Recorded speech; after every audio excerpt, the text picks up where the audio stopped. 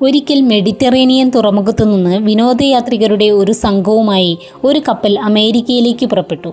സുന്ദരമായ കാലാവസ്ഥയിൽ കടലിൻ്റെ ഭംഗി ആസ്വദിച്ചുകൊണ്ട് അറ്റ്ലാന്റിക് സമുദ്രം മുറിച്ചു കടക്കാനുള്ള മോഹവുമായി വിവിധ ദേശങ്ങളിൽ നിന്നുള്ളവർ. പെട്ടെന്ന് കപ്പലിൽ ഒരു അനൗൺസ്മെൻ്റ് ഉണ്ടായി. ഫ്ലോറ എന്ന ഉഗ്രൻ കൊടുങ്കാറ്റുള്ള ഒരു മേഖലയിലേക്ക് നമ്മുടെ കപ്പൽ നാളെ പ്രവേശിക്കും. എല്ലാവരും ജാഗ്രത പാലിക്കുകയും കപ്പലിൻ്റെ ഡക്കിൽ നിന്ന് സ്വന്തം ക്യാബിനുകളിലേക്ക് മാറുകയും ചെയ്യണം. നല്ല വേഗതയുള്ള ഈ കപ്പലിന് ഫ്ലോറയെ ഒഴിഞ്ഞു മാറി കടന്നുപോയാൽ എന്താണെന്നായിരുന്നു യാത്രക്കാരിൽ പലരുടെയും സംശയം. അങ്ങനെ ചെയ്താൽ 2 ദിവസം നമുക്ക് നഷ്ടപ്പെടും, നിശ്ചിത സമയത്ത് നമുക്ക് എത്തിച്ചേരാൻ പറ്റില്ല, മാത്രമല്ല ഏത് കൊടുങ്കാറ്റിനെയും നേരിടാനുള്ള കരുത്ത് ഈ കപ്പലിനുണ്ട് എന്നെല്ലാമുള്ള ക്യാപ്റ്റൻ്റെ വിശദീകരണം ആർക്കും ഉൾക്കൊള്ളാനായില്ലായിരുന്നു.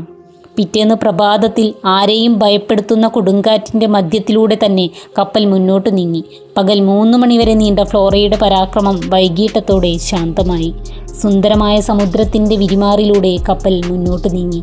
പിറ്റേ ദിവസം ക്യാപ്റ്റൻ പറഞ്ഞു, കടൽ ശാന്തമാണെങ്കിൽ അത് പ്രക്ഷുബ്ധമാകും, ക്ഷോഭിച്ചാൽ ശാന്തമാവുകയും ചെയ്യും. കാത്തു നിൽക്കാനും വഴിമാറി സഞ്ചരിക്കാനും നിന്നാൽ അതിന് മാത്രമേ സമയമുണ്ടാകൂ. ധൈര്യത്തോടെ മുന്നോട്ട് നീങ്ങുക.